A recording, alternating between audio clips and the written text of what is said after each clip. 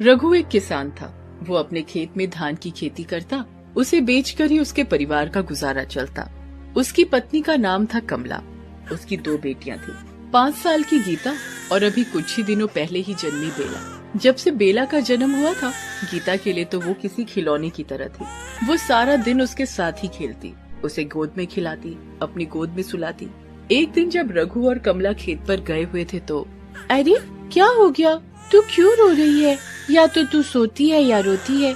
भूख लगी है क्या? रुक, मैं तुझे दूध देती हूँ, माँ रसोई में रख कर गई है। गीता रसोई में दूध लाने गई तो उसने देखा कि दूध तो सारा बिल्ली पी गई है और दूध पीकर वहीं रसोई में ही टांगे पसारे सोई हुई है। गीता ने ये देखा तो उसे बहुत गुस्सा आया, लेकिन उसने प्यार भरा गुस्सा ही दिखाते हुए अपनी पालतू बिल्ली, जिसका नाम उसने प्यार से चमेली रखा था, उससे कहा, अरे बदमाश, तू फिर से रसोई में घुस आई। अरे तुझे दूध तो दिया था मैंने, फिर तू बेला के हिस्से का क्यों पी गई? अब अम्मा से मैं क्या कहूँगी? गीता की आवाज सुनकर बिल्ली तुरंत जाग गई। अब बेचारी वो बेजुबान क्या जवाब देती, बस म्याऊं म्याऊं करती रही और गीता से आकर लिपट गई। बस बस, हो गया, अब नहीं डांटूंगी, लेकिन गलती तेरी है। तुझे पता है ना बेला कितनी छोटी है, वो दूध के अलावा कुछ नहीं पीती। आइंदा से ध्यान रखना। मैं विमला चाची से दूध मांगकर इसे पिला देती हूँ। गीता अपने पड़ोस से दूध ले आई और अपनी बहन को पिला दिया। उसी दिन की बात है, शाम को रघु और कमला जब काम करके घर वापस आए तो गीता, ओ गीता, कहाँ है रे तू? आई माँ, वो जरा बेला को मैं सुला रही थी। ये तो सारा दिन बेला के साथ ही लगी रहती है। ये बहन कम, उसकी माँ ज्यादा है। क्यों रे गीता, सही कहा ना? गीता सुनना, देखना, मेरे और तुम्हारे बाबा दोनों के दिमाग से ये बात निकल गई कि घर में नमक नहीं है। तू भाग कर जा और बाजार से नमक ले आ, नहीं तो रात को बिना नमक की सब्जी खानी होगी। अरे नहीं, मैं अभी भाग कर जाती हूँ और नमक लेकर आती हूँ। गीता नमक लाने के लिए चली गई, लेकिन वो कहते हैं ना कि भविष्य में क्या होने वाला है, इस बात का किसी को पता नहीं। भविष्य वो चोर है जो आपके दामन से खुशियाँ चुराता भी है और कभी खुशियाँ डाल भी जाता है। गीता जब दुकान से नमक खरीद रही थी तभी उसे जमीन हिलती हुई लगी। उसे समझ नहीं आया कि ये हो क्या रहा है। उसने दुकानदार से पूछा, गोपी भैया, मुझे ऐसा क्यों लग रहा है कि जमीन हिल रही है? क्या आपको भी ऐसा लग रहा है? गीता ने अभी अपनी बात खत्म भी नहीं की थी कि उसने देखा कि दुकान के रैक पर रखी कई सारी चीजें नीचे गिर रही हैं। सीलिंग फैन जोर जोर से हिल रहा है। दुकानदार को ये समझते देर नहीं लगी कि बहुत बड़ा भूकंप आ गया है। गीता भाग, किसी खुले स्थान पर जा, भूकंप आ गया है। हे भगवान, कितनी जोर जोर से ये धरती हिल रही है। भूकंप की तीव्रता इतनी थी कि कई मकान जमींदोज हो गए, कई लोग उसमें दब गए। सड़कों के बीच बड़ी दरारें आ गई। कुछ मिनट तक धरती हिलती रही और थोड़ी देर के बाद तो हर ओर चीख पुकार का मंजर था। लोगों के रोने की आवाज आ रही थी। कोई अपने मकान के मलबे के नीचे दबा था तो कोई कहीं और। कोई दर्द से चिल्ला रहा था तो कोई बचाओ बचाओ की आवाज लगा रहा था। बचाओ, बचाओ, बचाओ। गीता सड़क पर गिरकर बेहोश हो गई थी। जब उसे होश आया तो उसे अपने माँ बाप का ख्याल आया। हे भगवान, ये क्या हो गया? हर ओर लोग मरे पड़े हैं। इस भूकंप ने तो सब बर्बाद कर दिया। माँ, बाबा, मुझे उनके पास जाना होगा। वो भागती हुई अपने घर पहुंची, लेकिन वहाँ का मंजर देखकर उसके पांव कांपने लगे। उसके दिल की धड़कन तेज हो गई। वो जोर जोर से चीखने लगी, माँ, बाबा, बेला, चमेली। गीता का घर मलबों में बदल गया था। वो अपने माँ बाबा को ढूंढ रही थी। तभी उसकी नजर ईंट तले दबे एक हाथ पर गई। उन हाथों में चूड़ियां थी, वही लाल रंग की चूड़ियां जो उसकी माँ ने पहन रखी थी। उन्हें देख गीता चीखते हुए रो पड़ी, माँ, माँ। उसने अपने हाथों से मलबे को हटाना शुरू किया। जैसे जैसे वो मलबे को हटाती गई, उसकी माँ और पिता की मृतदेह उसे नजर आने लगी। बाबा, माँ, ये क्या हो गया? अरे क्या हो गया आप लोगों को? उठो ना बाबा, उठो ना माँ। तभी अचानक गीता को अपनी बहन बेला का ध्यान आया। बेला, बेला, नजर नहीं आ रही। बेला नजर नहीं आ रही है। कहीं वो भी तो। हे भगवान, सब मर गए, सब लोग मर गए। मेरी माँ, मेरे बाबा, मेरी बहन, मेरी बिल्ली भी नजर नहीं आ रही है। अरे मुझे क्यों जिंदा छोड़ा? मुझे भी मार देते। तभी बेला के कानों में म्याऊ म्याऊ की आवाज सुनाई दी। उस आवाज को सुनकर उसके कान खड़े हो गए। चमेली, ये तो चमेली की आवाज है। गीता ने देखा कि उसकी बिल्ली चमेली, जो खुद पूरी तरह घायल है, उसने उसकी छोटी बहन बेला को अपने मुंह में दबा कर रखा है और मलबे से दूर खड़ी है। उसे देखकर गीता भागते हुए उसके पास गई और चमेली, तूने बेला को बचा लिया, लेकिन तू कितनी घायल हो गई है। गीता के माँ बाप सदा के लिए खो गए थे। गीता के मासूम कांधों पर अब अपनी छोटी सी बहन की जिम्मेदारी थी। उसे समझ नहीं आ रहा था कि वो क्या करे और क्या ना करे। घर तो पूरी तरह बर्बाद हो गया था। खेतों में भी दरारें आ गई थी, फसलें बर्बाद हो गई थी। 2 दिनों से ना तो उसने कुछ खाया था और ना ही उसकी छोटी बहन ने। वो उसे किसी तरह पानी पिलाकर सुला तो रही थी, लेकिन ऐसा कब तक चलता। क्या करूं मैं, कैसे करूं? लेकिन करना तो होगा, नहीं तो जो बचा है वो भी खत्म हो जाएगा। वो ये सोच ही रही थी कि तभी उसने देखा कि उसकी बिल्ली कहीं से बिस्कुट का एक टुकड़ा अपने मुंह में लेकर आ रही है और वो टुकड़ा उसने गीता को दे दिया। ये देखकर गीता की आंखों में आंसू आ गए। तू खुद भूखी है और मुझे अपने हिस्से का खाना दे रही है? नहीं रे, तू खा, मैं कुछ करूंगी तेरे लिए, बेला के लिए और अपने लिए। अगले दिन से गीता अपनी छोटी बहन को अपनी पीठ पर बांधे खेत की निराई करने लगी। जब तक वो खेतों में काम करती, वो अपनी छोटी बहन बेला को पेड़ के नीचे रख देती।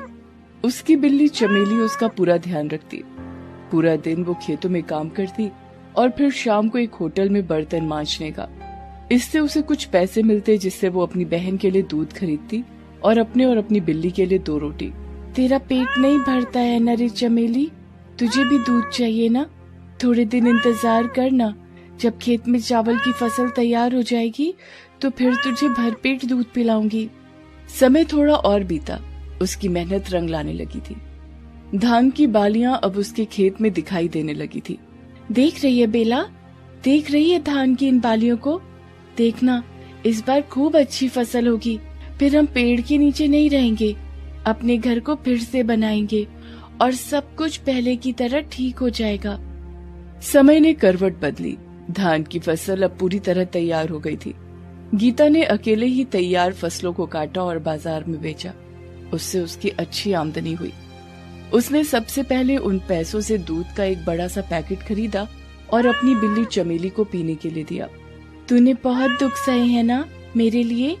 अब नहीं, अब तुम दोनों को कोई दुख नहीं होने दूंगी। गीता ने धान को बेचकर मिले पैसों से अपने घर को फिर से बनाया। धीरे धीरे समय का पहिया और बढ़ता गया। बेला 5 साल की हो गई। आज दोनों बहनें खुद धान की खेती करती हैं और अपना जीवन निर्वाह करती हैं। और हाँ, चमेली भी उनका खूब साथ देती है। लाली एक गरीब विधवा औरत थी। लाली शकुंतला नाम की एक औरत के यहाँ नौकरानी का काम करती थी। वो अपनी 5 साल की बेटी राधिका के साथ शकुंतला के दिए हुए एक पुराने कमरे में रहती थी। फिर एक दिन लाली अपनी बेटी राधिका को स्कूल के लिए तैयार कर रही थी। तभी वहाँ शकुंतला आ जाती है। क्यों रे नालायक, घर में सारा काम पड़ा है और तू यहाँ अपनी बेटी का मेकअप करने में बिजी है। बस मुझे 5 मिनट दीजिए मालकिन, मैं अपनी बेटी को स्कूल के लिए तैयार कर रही हूँ। अरे तू चाहे जितनी भी कोशिश कर ले, नौकरानी की बेटी तो नौकरानी ही बनेगी। लेकिन तेरी नौटंकी की वजह से मेरा रोज जाने कितना समय बर्बाद हो जाता है। मैं तुझे मुफ्त में तनख्वाह नहीं देती, समझ गई ना? आंटी, आप इस तरह मेरी मम्मी को क्यों डांट रही हो? बेचारी सारा दिन तो घर के काम में व्यस्त रहती हैं, फिर भी आप कोई न कोई बहाना बनाकर इन्हें परेशान करती हो। सच में आप बहुत बुरी हो। राधिका की ये बात सुनकर शकुंतला का खून खौल जाता है और वो एक छड़ी उठाकर राधिका की पिटाई करने लगती है।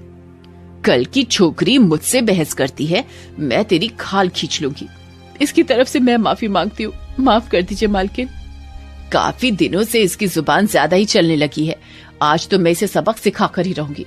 उसके बाद शकुंतला राधा का स्कूल बैग उठाकर उसे जलते हुए चूल्हे में फेंक देती है। अरे आंटी जी, आपने क्या कर दिया? मेरी सारी किताबें जला दी। पीछे हट, वरना मैं तुझे भी चूल्हे में फेंककर जला दूंगी। इतना कहकर शकुंतला वहाँ से चली जाती है। फिर बेचारी राधिका अपनी माँ लाली के गले लगकर रोने लगती है। माँ, आखिर ये शकुंतला आंटी हम पर इतने अत्याचार क्यों करती है? आप यहाँ से कहीं और क्यों नहीं चलती?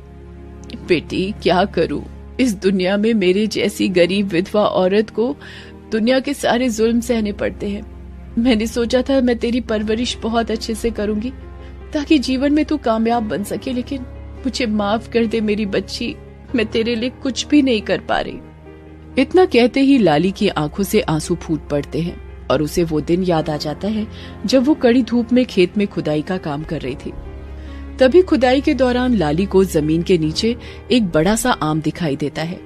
अरे, जिंदगी में पहली बार मैंने जमीन के अंदर आम का फल देखा है, लगता है ये बहुत ही खास है। तभी उस आम के अंदर से छोटे बच्चे के रोने की आवाज आने लगती है। अरे ये क्या, इस आम के अंदर से छोटे बच्चे के रोने की आवाज आ रही है। जरूर कुछ तो गड़बड़ है। लाली फौरन कुल्हाड़ी से उस आम को काट कर 2 टुकड़े कर देती है और अगले ही पल उस आम के अंदर से एक छोटी बच्ची बाहर निकल आती है। हे भगवान, ये कैसा अद्भुत करिश्मा है, ये आम के फल के अंदर से बच्ची बाहर निकल आई। आखिर ये छोटी बच्ची इसके अंदर आई कैसे होगी? कुछ भी हो, मैं इसे इस हालत में यहाँ नहीं छोड़ सकती। उसके बाद लाली उस बच्ची को अपने साथ ले जाती है और उसका नाम राधिका रखकर उसकी परवरिश करना शुरू कर देती है। लाली अपने बीते दिनों को याद कर ही रही थी कि तभी अचानक वहाँ शकुंतला फिर से आ जाती है। हे भगवान, अब तू यहाँ बैठकर किसका मातम मना रही है? अरे कल मुही, जल्दी जाकर घर के काम कर वरना मैं तेरा मुंह तोड़ दूंगी, चल यहाँ से। उसके बाद लाली घर के कामों में व्यस्त हो जाती है। इस तरह कुछ दिन बीत जाते हैं। फिर एक दिन शकुंतला अपनी सहेली कमला के साथ मजे से बैठकर टीवी देख रही थी। दूसरी तरफ लाली घर की साफ सफाई कर रही थी। तभी अचानक गलती से शकुंतला का नया टीवी नीचे गिरकर चकनाचूर हो जाता है। हे भगवान, तेरी नालायक नौकरानी ने तेरा इतना कीमती टीवी तोड़ दिया। ये टीवी तू पूरे 2 लाख रुपए का लेकर आई थी ना? लगता है इसने जलनखोरी में आकर तेरा टीवी तोड़ा है। सच में तेरी नौकरानी बहुत बुरी है। हाँ, तूने बिल्कुल सही कहा, ये टीवी मैं दुबई से लेकर आई थी। इस लाली से मेरी अमीरी देखी नहीं जाती, इसीलिए आए दिन हमेशा मेरे घर का कोई ना कोई नुकसान करती रहती है। अरे फिर खड़ी खड़ी मुंह क्या देख रही है? उठा डंडा और मार मार के इसकी अकल ठिकाने लगा दे। फिर अपनी सहेली के बहकावे में आकर शकुंतला लाली के बाल पकड़कर खींचने लगती है। लगता है तूने मुझे बर्बाद करने की कसम खा ली है। ये टीवी मैं दुबई से खरीद कर लाई थी। तूने मेरा इतना महंगा टीवी फोड़ दिया, मैं तेरा सर फोड़ दूंगी। तभी वहाँ शकुंतला का पति कपिल आ जाता है। अपने टूटे हुए टीवी को देख कपिल गुस्से से तिलमिला जाता है और वो भी बिना सोचे समझे बेचारी लाली की पिटाई करने लगता है। इस करम जली ने तो मेरा जीना हराम कर रखा है। इसकी वजह से हमेशा घर में कोई ना कोई मुसीबत खड़ी ही हो जाती है। फिर काफी पिटाई करने के बाद वो दोनों लाली को घर से भगा देते हैं। बेचारी लाली अपनी बेटी राधिका को लिए घर के गेट के बाहर रोती हुई बैठ जाती है। थोड़ी ही देर में लाली खून की उल्टियां करने लगती है और तड़पती हुई जमीन पर गिर पड़ती है। फिर थोड़ी ही देर में लाली की मौत हो जाती है। हे भगवान, ये तो मर गई, अब हम क्या करें? तभी राधिका दौड़ती हुई अपनी माँ की लाश से लिपटकर फूट फूट कर रोने लगती है। अरे अब तो इसकी बेटी जाकर लोगों को हमारे बारे में सब बता देगी। इसकी माँ तो अब मर गई है, अब हमें इसे भी ठिकाने लगा देना चाहिए ताकि हम दोनों पर कोई मुसीबत ना आए। आप ठीक कहते हैं, हमारे सामने बस यही एक रास्ता है। फिर दोनों लाली की लाश कार की डिक्की में डाल देते हैं और उसके साथ ही राधिका के हाथ पैर बांधकर उसे भी डिक्की के अंदर बंद कर देते हैं। थोड़ी देर के बाद कपिल कार चलाता हुआ उसी खेत में पहुंच जाता है जहां लाली को राधिका मिली थी। फिर वो दोनों लाली और राधिका को कार से बाहर निकालकर जमीन पर पटक देते हैं।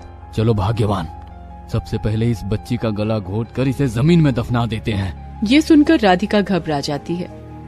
आप दोनों बहुत बुरे हैं। मेरी माँ को मारकर अब आप मुझे भी मारना चाहते हैं।